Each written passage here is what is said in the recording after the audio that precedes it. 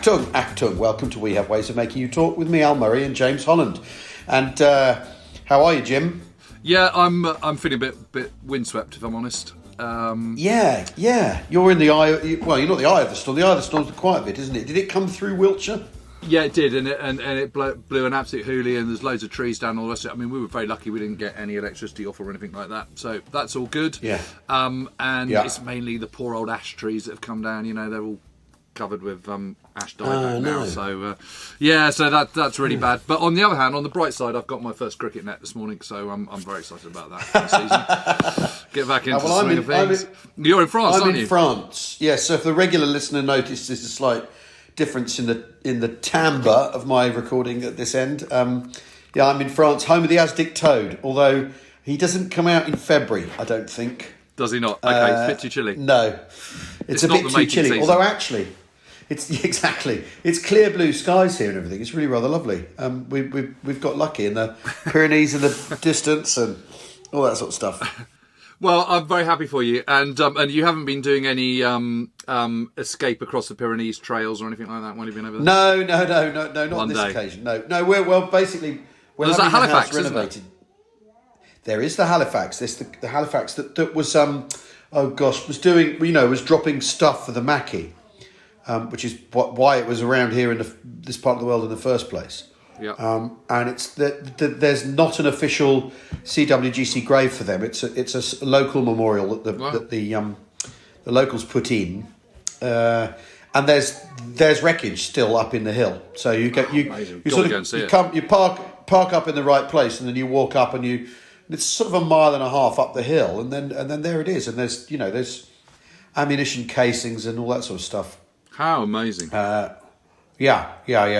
Well, all the crew were killed, and then the villagers, knew it was there, and went and checked on it and all that sort of thing. Because obviously the Germans were looking for it, and I think the people in the nearby village managed to keep it secret. Wow! And you're there to kind of you're doing up the house, aren't you? A bit. Yeah, we're having the house done up, so we're packing up, and I'm yes. We've managed to sneak this into a busy schedule of packing and putting things in boxes. Now, last week we promised that we were going to talk. Well, I mean, there's a lot going on, isn't there? Aside from the Second World War, your brother the other day noted that. I think he wasn't the only person that spotted this. That basically the discussions for what's going to might happen in Ukraine are taking place in Munich, which is extraordinary, isn't it? If you're into historical echoes. Yeah, I know. And it's interesting, isn't it? Because the disinformation campaign is exactly the same. The build-up. I mean, the build-up before Germany goes into Poland, will they, won't they? The rhetoric that is coming out of the British government and the American government is basically the same as the British government was saying in kind of, late August 1939. The kind of the false flag stuff, everyone was expecting it. Hitler didn't disappoint. Looks like Putin's not disappointing on that either. Yeah. Of course we're not going to invade. And it's sort of, it's becoming inevitable because those few shots are being fired, aren't they? And you just know it's going to escalate. And it really does feel like the point of no return already. Yeah, and the ethno-nationalism around it also makes it feel very much like, that this is the sort of, it's the same beef, or ostensibly the same beef, isn't it? Is that they're Russian, they always have been, in the way that the people in East Prussia are German, and they always have been, and they belong to us, regardless of the fact that there's a nation state, a democratic nation state, caught up in this. Although, I mean, it's tricky to call Poland that in 1939, but that's not the point. It's that it does. I'm always, you've got to always be careful saying that history repeats itself and all that sort of thing. But it's certainly got some heavy echoes this week. But there you go. I mean, you have to. I've always argued that history doesn't repeat itself, but that patterns of human behaviour do. Yeah. And I think that's what we're seeing here at the moment, aren't we? And and frankly, Ukraine's chances of holding out without much support are pretty much the same as Poland's against Nazi Germany in September 1939. I mean, no one gives them much of a chance. It's just What happens if it descends into guerrilla war? It's what is the response from Europe? Is it going to be just stand back like it was in 1939, or well, like it was in Chechnya and Georgia, and because this isn't the sort of first rodeo, is it? No, Russian, and if Russian, revanchism on the collapse of the Soviet Union, isn't it? It's basically what it is, re-entrenchment, isn't it? Yeah, anyway, no, absolutely. But if I was in the Balkans, I'd be feeling pretty edgy. Oh God, right now. Christ! Yeah. Anyway, and the Balkans. we're here to talk. All those sort of places. Yeah, here to talk about the Second World War, not about the Third World War. No, exactly. That's the remit of this podcast. Now we've been discussing Warfest, haven't we, amongst ourselves, and what we're putting together for the programme. And I don't want to deliver any spoilers. I think we can deliver a couple of spoilers, though, can't we? One of the things we've been talking about is if you're a regular listener to the podcast, you'll know about family stories. So what we're planning on doing is doing a version of that at Warfest, where you could hear, or basically, where we're aiming to create no dry eyes in the house, and to go through our favourite stories from family stories, and then have the speakers that you may know from the podcast come on the read those stories, because we were talking about. I mean, you'd posted about it. After because we're recording this Sunday, aren't we? You posted today about family stories. What you like about it, Jim, is that it just really underlines the incredible stuff that's going on all over the world in ordinary people's lives, and that they're having to step up to this plate as well, which is the most incredible thing, isn't it? Yeah, I mean, obviously, the more I get involved in the history of the Second World War, the more I'm interested in why decisions were made, how different competent nations fight their wars. Yeah. The kind of, I'm very interested in that high level stuff, obviously the operational level, because I keep banging on about it. But, I am really, really fascinated about all that. But always you go back to this notion that it's ordinary people caught up in extraordinary events and just having to kind of sink or swim. And having to do these extraordinary things. And I think the thing about the Family Stories series is that the stuff that's come in is across the board just amazing. There's heartbreaking stories, there's incredible stories of unbelievable fortitude. The scale of global travel that goes on from people that's the thing, the dislocation is just absolutely incredible. Yeah. Because every week there is a story about someone who basically goes around the world 1.5 times. It's quite, and just in the matter of their duties. Then often enough. I mean, the week before last, there was the guy who the minute he got to North Africa, he was straight in the bag because the 8th Army was in full flight, and so they're sent forward and they're in the bag, and it's taken him 1.5 years to get there, by going to Iraq and training and all this sort of stuff, and then he's basically in theatre for 5 minutes, and then spends the rest of the war in. I mean, it's just, even that is incredible. That sort of, because that's the other thing you have to remember, isn't it? Is that contingency plays so often into when people get into theatre what their fate is, as much as anything else, and they go through the same training, the same bullshit, the same rigmarole as everybody else, and then they, it's like the difference between the guy who's injured on D-Day and the guy who makes it all the way to the Baltic. The contingency that then follows once you're, not even when you're in theatre though, can happen anywhere. Is the crazy thing.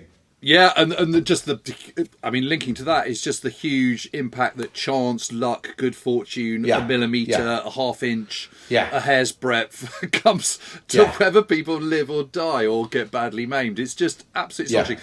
And Family Stories really brings that home, and it's a reminder, isn't it, that it's not about statistics and divisions and units and numbers. It's actually about individuals, and each individual that gets caught up in it, or gets lost in it, or gets killed in it is a human tragedy or a human triumph, and it really comes home. And one of the things I really love about it is you sense that almost all these stories would be hidden to the rest of the world were it not for the fact that people are sending them in for us to read out on on radio. Well, that's it. And the thing is because I've been writing this command book about people who have, doorstep-sized biographies about some of the characters, and then some of them there aren't. And that's the other thing, is it's interesting. if you want to, I mean, I think one of the interesting things, because I've written about Bradley and Patton, there's nowhere near as much stuff written about Bradley, although he is a general of the army. He gets to the very top. Yeah. Right. But he ends up being chief of staff, doesn't he? At the end after the post-war. Exactly. Right. He's when he runs the veterans thing after the war, and then he's chief of staff. It's like an incredible career, but there's nothing like the ink spilt over him as there is over Patton.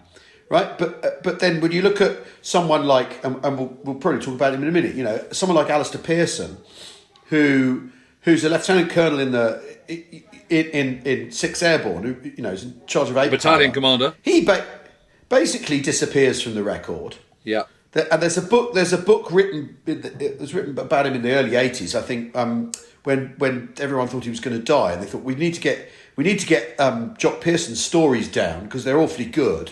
And so someone went and interviewed him and wrote this book. But basically, so what chance does one of our listeners' grandpas who was on a destroyer or in a piloted an LST or whatever, what chance does any of them have of their story speaking out through if even a colonel in a much lauded battalion in an incredibly sort of glamorous division, he basically disappears from the record. What chance do any of these people have? And I think, look, we're bigging ourselves up here, but I really do like the fact that love the fact that we've been doing this. It's really cool. Yeah, go on. Well, no, it was because of someone's story about 13th Para Battalion that I wanted to talk about the Battle of Breville, because he touches on it in the story the week before last about what's going on, because we'll get to this. Well, before we do that, I just want to say, I don't, at the risk of sort of blowing smoke up your ass, what you are going to do for Warfest is curate and write the family stories event, and it's not just going to be blokes just standing up on stage reading out stuff. It's going to be a properly orchestrated event with images and a bit of music and all sorts of stuff, and it'll be a proper show. And I think that's incredibly exciting, and the fact that you're doing that means obviously it's got you know what you're doing when it comes to putting on a show. Well, we'll end on a song and a laugh. Well, no, but I mean, it just means it's going to be really really good. But I think it's worth just mentioning some of the other things we've got coming up. We've got a number of German historians coming over. We've got Rana Mitter talking about China. We've got the Indian Army, who we spoke to the other day. Yeah, well, we spoke to Rana the other day, and which will be out soon, and that was an amazing chat. I mean, the quality of the cloth we were getting from Rana was quite something. Yeah. And that's still to come, I think, on the podcast, isn't it? But he really properly good. We're going to do the rise and fall of the Luftwaffe with Jens Wehner and Christoph Bergs coming all the way over from Germany, which I'm really excited about. We've got Katrin Himmler, who is the great niece of Heinrich Himmler. And she is amazing because she is just the loveliest person on the planet. And yet she has this monster in the family. And how do you deal with that? How do you exist in modern Germany with that name, with that legacy? And I think that's she's incredibly moving about it. Well, given last year Hans Frank pointed out, talking about his legacy, he's saying, well, my name's Frank, no one knows who I am unless I bring it up. No one knows they don't know my... Because it's not an uncommon name, is it? It's one step down from Smith, isn't it? Well, and his point was Anne Frank. He said I could be anybody. Whereas, in fact, if you're called Himmler, it's a great big alarm bell, isn't it? I expect, if you're German. Yes, and Katrin has made the conscious decision not to change her name, to not put a huge great light bulb over it, but at the same time, not shy away from it, because she says, I'm not going to be defined by my great uncle. I am my own person, and I am a good person, and I strive to be a good person. And she's really, really lovely. She's an absolute sweetheart, very gentle person. We're doing War Movie Gogglebox, which will be fun. So we're going to do clips with you and I, kind of talking about it, and I think it'd be fun to do it kind of sort of historical accuracy, and then as a movie. We've got Steve Fisher coming to talk about Sword Beach. We've got Ian McGregor talking about Stalingrad. We've got the Pacific War, talk on the Pacific War with John McManus coming over from the US, and Saul David. We've We've got Best German Generals, Bernhard Karst and Alex Ritchie. Got The Road to War with Katja Heuer. And we've got Favourite of the Show, PCA, talking about Victory of the West, and a whole load of other stuff which we're in the process of firming up. All very exciting things. Battle of the Atlantic. So all sorts of good stuff. We've got the Colonel coming back. Colonel coming back. I think he's going to talk about the bridges at, on the Yonne River and the Caen Canal. So the Sapper effort. Fantastic. Yeah, which is boggling what they got up to. And what's not to like. And exactly. then in the hardware stakes, we've got way more than we had this last year. So it's going to be kind of pretty full on. Not only have we got 3.7-inch heavy anti-aircraft guns, I think we've got 2 of them, and we've got a searchlight. So and if the Luftwaffe are coming over, look out. It's going to be great. So well, we failed to shoot an airliner down last year, but there we go. And if those tickets are on Eventbrite, we have Warfest tickets. So and there are day tickets, which we didn't do last year. So anyway, now 22nd to 24th of July. 22nd to the 24th of July. So right at the start of the summer holidays. So just before you, although who knows what the summer will bring? Eh? I mean, having had a hurricane come through. No, well, we'll be fine, because the bottom line is all the talks will be in a tent and they'll be covered. That doesn't matter. And if it's rainy, well, welcome to the war. It's foolproof. It's foolproof. Whatever happens, we're going to have a great time. I think it's also worth just mentioning that some of the things we've got coming up on the pod. We've lined up is Professor Piers Brendan. He's coming on to talk about Churchill and the toxicity of the way we look at Churchill now and the dangers of that. So that's going to be really, really fascinating. He knows what he's talking about. We're going to see John Everest, who has done that amazing garden above Arromanches. And he's now doing a Battle of Britain garden for Chelsea Flower Show. Has he got a story and a half, because his old man was shot down over the Pyrenees. Really? Shot down in France and then escaped over the Pyrenees. He escaped over the Pyrenees. He was an observer in a bomber. So he's got an amazing story. Yeah. We've got all sorts of... We're talking to Philip Mould, aren't we, about a new undiscovered Churchill portrait. Yeah, and then there's the ongoing business of the Lloyd Carrier. And then the ongoing business of the Lloyd Carrier, yeah. So, and we've got Roland Mitter, of course, as we've already mentioned. So lots of good stuff coming up. And, anyway, and he put me onto that book about Japan,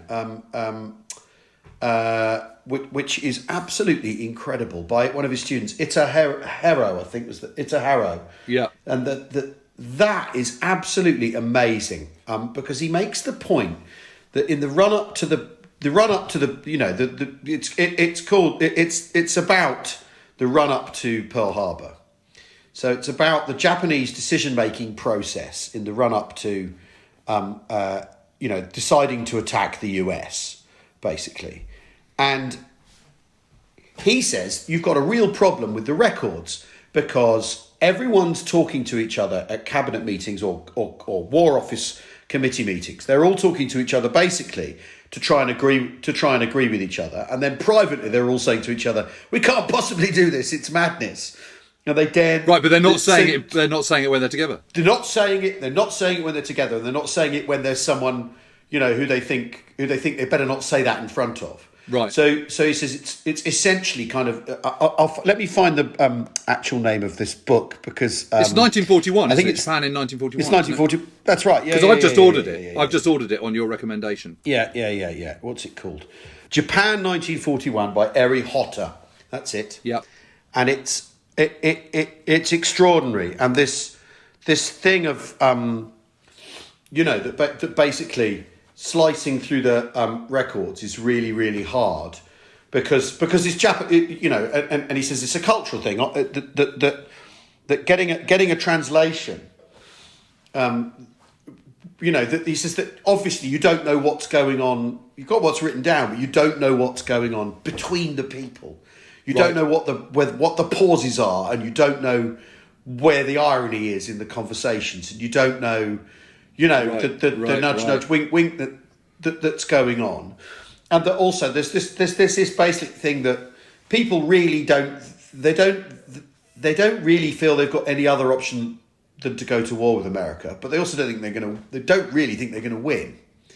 So they're in this absolute bind of, we've got to make a decision, we've got to do something. America's interfering in our plans with the Chinese incident. What do we do? And they end up concluding that going to war is their option, whereas in fact they also know that it's not going to help. I mean, No. it's absolutely extraordinary. And he talks about how the sort of 6 months before Pearl Harbor, everyone stopped wearing ostentatious clothes, and the sort of fashionable people are all wearing very grey and dour clothes because the mood is changing in Japan, and that they know that things have really gone awry in China, and that the rice ration is getting worse and worse and worse, and then they know they're really in trouble, and he's got this novelist who's a follower of fashion saying, well, I try wearing my sort of good duds, but I can't get away with it, and it's really, really interesting. And yet, these factions inside the Japanese government that can't decide what to do. It's really, really good. And he has to say at one point, he says, I'm not an apologist for what's going on here. I'm just trying to figure out what the hell's happened. I'm not sympathetic to the fact that he feels he needs to cover himself is also really interesting in writing this history. Well, I'm looking forward to getting that. And I've also got on order Daily Life in Wartime Japan, which is written by Samuel Hideo Yamashita. I don't know if there's any relation to General Yamashita, but I think that'd be really interesting because I'm getting a little bit hooked in on all this, I've got to say, and I'm also becoming completely obsessed with MacArthur. Because I'm writing this TV script at the moment about the Battle of Manila, and it's just so interesting, and I'm trying to work out whether the whole decision, because the narrative is that MacArthur was this kind of huge egomaniac. He only went into Luzon because he was desperate to get to Manila, because basically he felt, Manila was home to MacArthur in a way that Washington or the United States wasn't. And, he spent so many years there, and, his mother died there and he married there and blah, blah, blah. He's completely wedded to it. But he's unusual in that respect for an American officer, a high-ranking officer, because they all tend to try and avoid the Philippines posting. They all tend to do whatever they can to not have to go there. Yes. And so MacArthur really sort of sticks out in that regard compared to everyone else. They try and stay. Patton is meant to go when he's a subaltern or a captain. I think he's meant to go to the Philippines, and he does everything he can to wriggle out of going because he doesn't want to go, because he thinks it's a dead end. Well, it's an interesting situation, because the Philippines has been a sort of American possession since 1898 when they take it off the Spanish. But it then becomes a Commonwealth. And MacArthur is a massive advocate for complete independence of the Philippines. And really? And the difference between these other places, if you bypass another place, they're these small atolls and small islands where the kind of indigenous populations are quite small, which is not the case for the Philippines, where there's a really big population which is very wedded to the United States. So he feels you can't bypass it because it's that like would be abandoning it would be abandoning them. And Marshall goes, no, it's not abandoning them. It's making a strategic decision to not have a huge bloody conflict which is going to kill lots of them there at that particular moment. Of course we're not abandoning them. But MacArthur doesn't feel that, and he feels that they have a responsibility to it. And there's also all these prison camps where there are lots of people, including lots of American citizens as well as high-ranking Filipino citizens who are in these prison camps. And the worry is they're all going to get massacred if they don't liberate them. And one of the reasons why he's so quick to push this drive to Manila, yes, undoubtedly he wants to get there because it's Manila, and he wants to get back to his kind of home city effectively. But it's not entirely his ego running away with him. There is practical reasons, and humane reasons, which is if they don't get there, all the people in these camps are going to get slaughtered. And, he's completely, I'm sure he's right to predict that. And so the whole kind of, and the other thing is there is no, if you look at the map, the Philippines, and particularly Luzon, which is the northern part of the Philippine archipelago, it's pretty close to Japan. You know, it's not that far away. And Formosa, which is what Admiral King wants to attack, you know, his idea is bypass the Philippines, get to Formosa, now Taiwan. Yeah. Yeah. And Taiwan is kind of, you know, that's also problematic because it's a big built-up area, and it's, you know, it is. The Japanese certainly consider it a home island, so the defence of that might be even worse. And you know, they could easily get bogged down in that, in a way that there is a sort of assumption that they're not going to get too bogged down in the Philippines. It doesn't work out that way, but I think that sort of retrospective kind of knowledge being put onto the decision-making process at the time in October 1943, it is the decision of the Joint Chiefs to go into Philippines. Okay, MacArthur's been lobbying it very, very hard, but they approve it. It's not MacArthur who makes the decision. And one of the reasons that prompts the attack in Leyte, which is one of the smaller islands in the middle of the archipelago, is from Admiral Halsey, who has done these carrier raids and says, I don't think there's an awful lot on Leyte. I think this could be a really fantastic, quick and easy victory. And then we've got extra airfields and, you know, what's not to like. Yeah. And he's the one who persuades Nimitz to abandon a whole load of other, going to Yag and various other places that they were planning to do, these little kind of island hopping operations. He says, you don't need to do, you can bypass those. And Nimitz makes arguably his worst decision of the war, which is to go into Peleliu in the Palau Islands, which ends up being this kind of 10-week slugfest. And it shouldn't have been. But Leyte is, you know, it's a comparatively quick victory.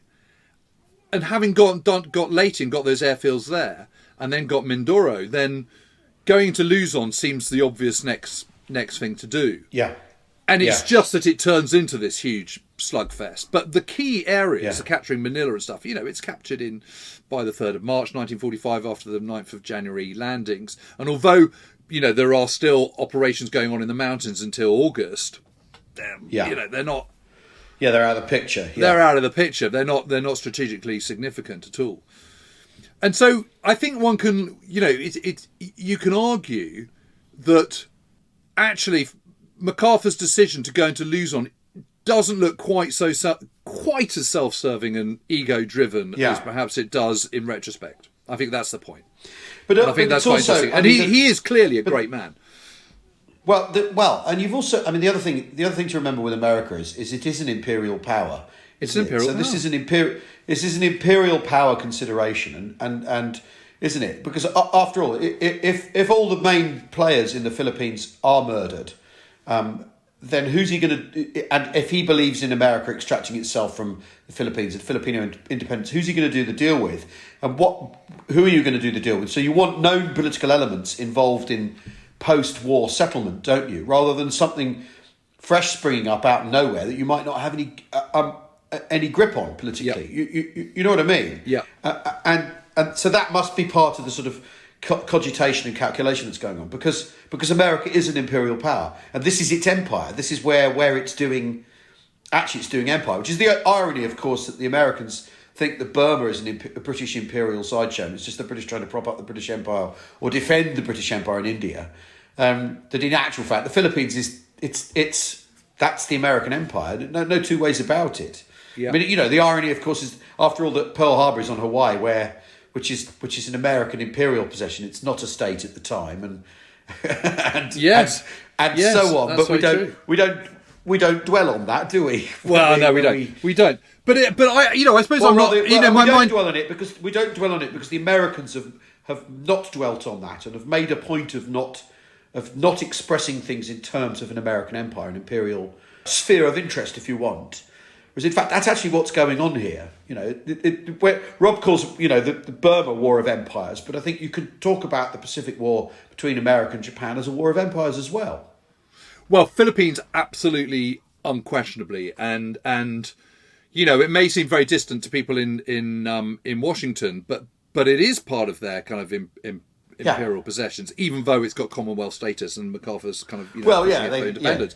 But you know, I suppose the point is that there is an umbilical link between the US and the Philippines, which makes it different from another island that you might bypass, which has got nothing to do with you, which was Dutch or British or, you know, completely independent or, historically Japanese or German or something. It's not the same, and I think a lot of the kind of criticism about the invasion of Philippines is being wise after the event because it turned into this big slugfest and not a kind of 3-week walkover. Yeah. But anyway, I'm not. Let's take a break, and then we talk about. Let's take a break, and then we'll talk about the Battle of Breville, which we seem to push away each time we get close to it. You're listening to We Have Ways of Making You Talk with me, I'm Murray and James Holland. We'll be back in a second.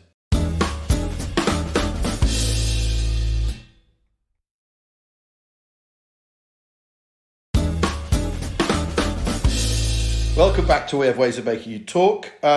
James and I we've already been around the houses, haven't we? Yeah, but it's been good. I mean, the street fighting in Manila. Now, I think all that stuff. Just for the last thing I'll say about the Pacific, I think what's exciting about the Pacific is you and I are both coming to this, fresh. So we're reading different aspects of the war in the Far East and War of the Japan, and what I'm finding so amazing is. Gosh, doesn't it add context to the wider war and one's understanding of the wider war, what's going on in Europe and the Atlantic and American decision making? And really, wow. Well, it's American decision making for me that it's really making me think again about. I mean, you really can't think about what happens in Europe, the last 5 months of the war in Europe, without considering what's going on in the Far East. I think it's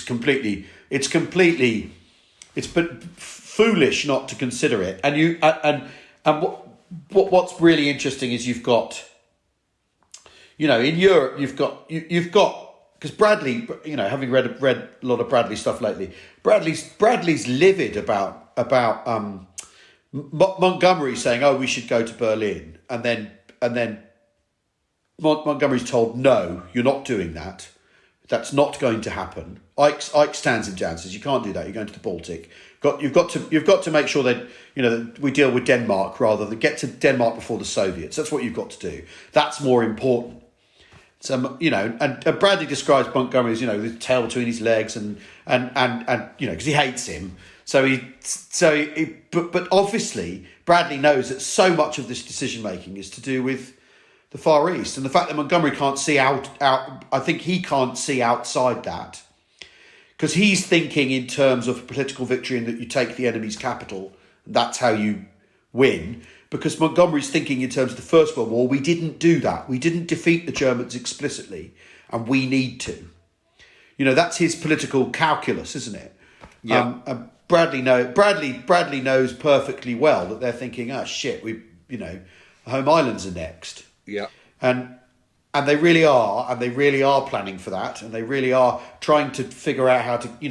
It's that thing from that they're having to plan a blood drive, so there'll be enough blood for the autumn of 1945 for when they invade the southern island. It's amazing. That's all very real. Yeah, and very sobering as considerations go. Very sobering consideration, because they've got to ask the civilian population the American home population to engage with that as a that's shit getting real, isn't it? Basically.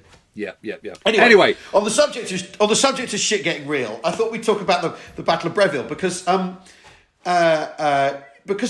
we had this story from 13 Para Battalion. This guy who are a Lancashire battalion, and the interesting thing is they don't take part in this battle as such, but what it really made me consider is 6th Airborne, super famous for Pegasus Bridge, the Merville Battery, right? Night of D-Day. But that division, the battle that division fights, rather than the Kudamau raid style stuff it does, the actual battle it fights isn't until 12th of June, so it's basically a week later, and is climactic and absolutely decisive in the defence of the Allied left flank, and yet all anyone wants to talk about is John Howard and the chaps taking the Caen Canal and taking Pegasus Bridge, and not this climactic battle that really Richard Gale, Windy Gale, who's the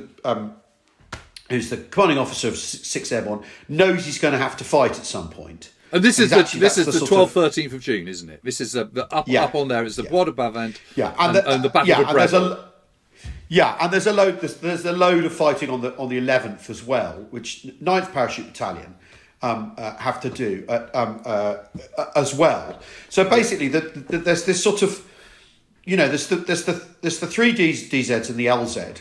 The LZ is the landing zone is for later on D-Day, because I think you could in sort of assessing this, got to put aside what happens on D-Day. Yes, got to put aside the Mayerville battery action. You've got to put aside the Caen Canal, Orne River thing, and look at what 6th Airborne have actually got to do. Yes, and what they've got to do is make sure no one can get to the canal, and also there's a ridge of high ground at this village of Bréville, where if you're in Breville, you can see right down onto the river and the canal, and you can see down onto Sword Beach, and it's the nearest point to the Allied landing, to the lodgement, apart from Colombelle, which is further down the river, further south toward Caen, because Colombelle is where famously that grain silo is, where you can, if you've got a foo in the grain silo, if the Germans have a foo in the grain silo, you can basically see everything, and so I'm just getting all up on I'm just getting up on my Google Earth.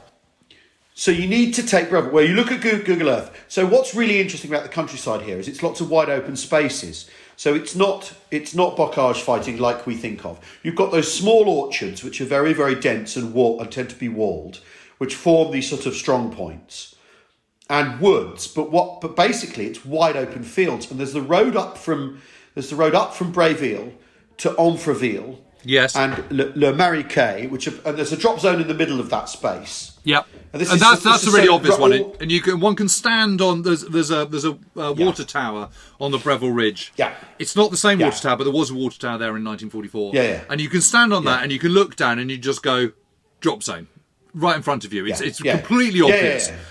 And as you say, then you can look down towards Benneville and Colombelle and all the rest. You can see everything. You can see basically, and it's you can see such everything. an obviously strategically important piece of land. Yeah. And actually, Rommel goes there, doesn't he? Just at the very end of May, and goes, "This is obviously a drop zone. This is a key thing. You need to put some anti-glider obstacles in that area. PDQ. Yeah. So that stretch of land belongs to is in the hands of 346th Infantry Division, who. And what's really interesting is on the night after the Mayerville battery raid, 9 Para Battalion, who are operating at probably a third strength, because obviously for the Mayerville raid, 150 guys get to the RV out of 600 and something, right? They put in the raid anyway. Half of them are killed or injured. So and then all the waves and strays start turning up. The people who didn't make the RV on the night of D-Day start turning up. So Otway's battalion gains in strength, and they actually go into Breville on the night of the 7th, I think, and realise they're too far forward, and that whatever they do, they can't defend themselves should the Germans put in a push. So they get out, and it's to everyone's regret that happens, because they did actually have this high ground toehold sorted. Then there's pressure from the east, from 346, and basically. What happens is you get this series of attacks and counterattacks, and also that it becomes an artillery battle. And the 6th Airborne have at their disposal HMS Arethusa, which is chucking 6-inch shells over onto the German counterattack. So every time the Germans push in an attack, eventually the Navy delivers fire. And it turns into a complete charnel house. As the battle progresses, Gale is given other assets to deploy. So 51st Highland Division, and he's got his first special service brigade. They're all put together in under Gale's wing, and the Black Watch put in an attack. Well, they arrive. There's that sunk. If you go onto the Breville Ridge and you go to the water tower, just if you're looking back towards the Orne and back towards sort of Caen direction, so looking west, just next to it in the trees is this sunken lane, And and just next to that, there is now a memorial to the 51st Highland Division and the 5th Black Watch. Yeah. But they come up that they walk across the DZ and they come up that sunken lane and they just get absolutely mowed down because they come in and they go, we know what we're doing, and they're. Well, there's this awful encounter with Otway where he goes, I wouldn't go that way if I were you, because they come through 9 para. And he says, I wouldn't go that way if I were you. He says, I go up to the chap with red tabs on and say, you really don't want to do that. The place is full of Germans. You really do not want to do that. And they go across the field in a wide attack. And basically, I think their A company is completely wiped out. Yeah. And it's appalling. And then some Shermans arrive, who are then told, I wouldn't go that way if I were you. It's full of Germans, and the same thing happens to them. And I mean, what's really interesting though is that so in the end though, Gale thinks, well, we absolutely have to take this village, and it goes to and fro, and he puts together a scratch company of what's left of his reserves, and there's so he's got 12th York, some people from 12th Yorkshires. 12th Devons and the independent company, so the Pathfinders, 22nd Independent Parachute Company, and they go forward and are then shelled by both sides. So are shelled by their own artillery, and eventually, and they have to go in, and they do this attack at 9 o'clock in the evening. And the reason they have to go in that evening is because the Corps artillery is only available that evening for that shoot, because it's penciled for something the following day. And so he has to put in this attack at last light basically on the 12th. Yeah. And it does the trick, but only after absolute carnage. And I think the really interesting thing about this is because this is 6th Airborne's infantry battle. You know, you come out the other side of them being airborne soldiers in a way for this bit, and rather than it being the glamour of the gliders and the parachute attacks, it's them being absolutely dogged and resolute. Yes. And all the stuff that basically gets all your officers and NCOs killed. And I think, well, it's just amazing, isn't it? I mean, the scale of the slaughter is just huge, isn't it? Yeah, it's absolutely. It's just incredible. One after another, from Lord Lovat all the way down. I mean, they all get one by one. They're taken out. And Hugh Kindersley from 6th Air Landing as well, the Brigadier. He's also really badly injured, but it works. And you see this thing of these are we talked about this before when you've got experienced Germans versus green British. You're 6th Airborne, apart from some of the officers. Brigadier Hill's running things, and Gale's not green, and the battalion commanders aren't green like people like Otway and Pearson. They're reasonably experienced, but basically their battalions are made up of inexperienced men. Yeah, because they're converted battalions who weren't in North Africa, and weren't in Italy, and weren't in Sicily, because the division was raised aside from what 1st Airborne was doing. I can't remember which battalion it is, but almost the entire battalion is the Somerset Light Infantry, isn't it? Yeah, that's right. Yeah, there's another one which is a sort of a Midlands one, which is Pearson's, isn't it?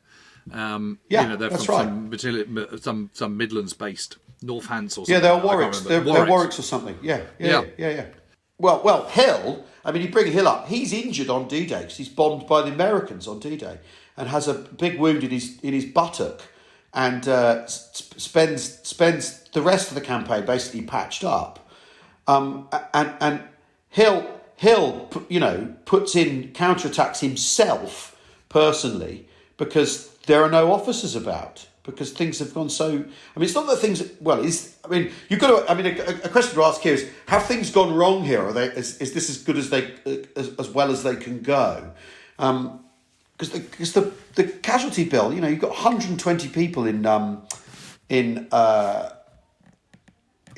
that attack killed. In this scratch attack are killed, which is an incredible amount of people to lose. But it's worse for the Germans. I mean, this battle is happening while other things are happening, to the west of Caen, that overshadow it really. And I sort of think, well, yes, and it's funny, isn't it? Because the airborne operations so overshadow everything else on D-Day. And yet everything else then overshadows the Paris after D-Day, which in a way is kind of, as you say, the interesting bit. I mean, that fight on Breville Ridge, the fight for Breville and the fight on the Breville Ridge and the Bois de Bavent is just extraordinary. I mean, Brigadier Hill loses 1,000 casualties in a week after D-Day. And, 12 para, what is it, Johnson and Banfal, they're the kind of CEO and second in command. They're both killed, I think, aren't they? They're both hit by by shells going up into Breville.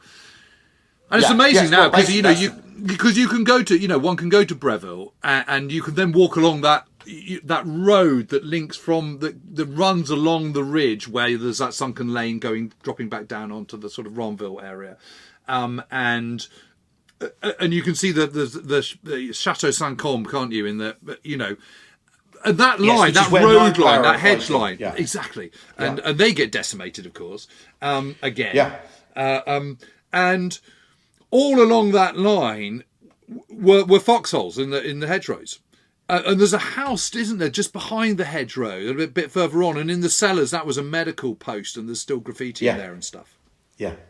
Just amazing. It's the most amazing place. The battle around the Chateau Saint-Côme in itself is an extraordinary, again, a similar thing, where it's wave after wave of German infantry attack, but backed up with SPs and anti-tank weapons and all that sort of stuff. And, they credit, 9 para credit being able to hold up to the fact that the Germans are only using solid shot. They're not using HE when they're attacking Chateau Saint-Côme because it seems they haven't got the right stuff. And that's how they're able to hang on, is that basically the rounds go straight through the building rather than blow it up.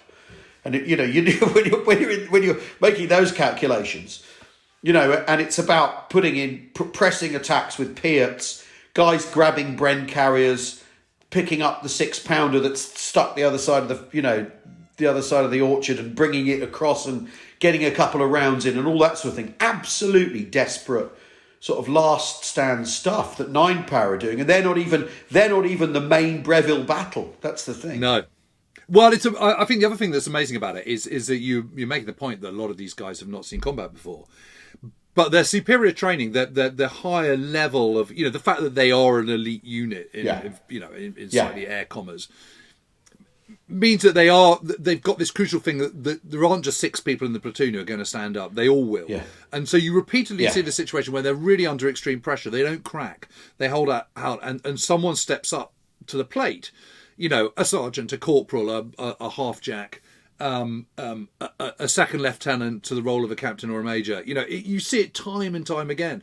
And actually, there is this incident on even on D-Day where Tim Roosevelt is going off to kind of blow up the bridge at Troarn, and there is this crossroads sort of between Troarn and Le Mesnil, sort of just off the edge of the Bois de Bavent, so at the kind of southern end of this ridge line, and there's just a private Stevenson is left there and he's got a Piat, and 21st Panzer turn up, and he hits up all these half tracks and SP guns that come up, and again, that prevents them getting back onto the ridge. So it's a small incident, but he just grips the situation and takes them. He doesn't take them out, but he badly damages them, and they kind of pull back.